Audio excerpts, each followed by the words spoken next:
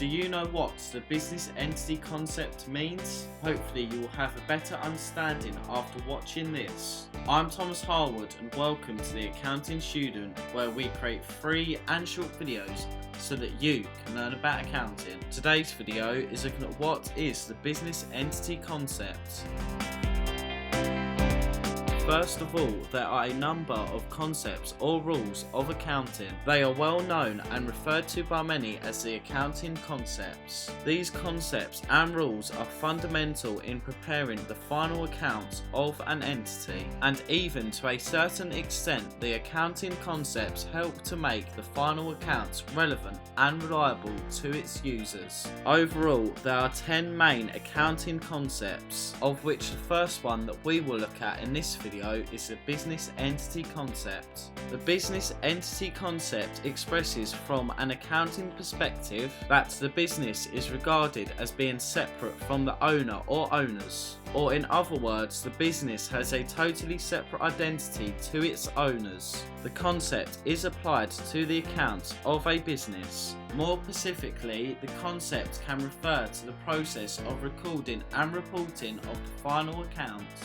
Additionally, the business entity concept also distinguishes that the final accounts of a business should only include the activities and transactions of the business. It also states the accounts do not include the personal activities, transactions, or even the personal assets and liabilities of individuals who own or run the business. However, there is one exception to this rule. The accounting records of a business will only be affected by the owner or owners when they introduce new capital to the business or take drawings out of the business. Let's give an example to illustrate the concept. Mick, the owner of a grocery shop, took some flour and milk from the shop stock for his wife to make some cakes. Initially, we have to identify who is the owner or owners and who is the business. In this case, Mick is the owner of the shop and the grocery shop is the business.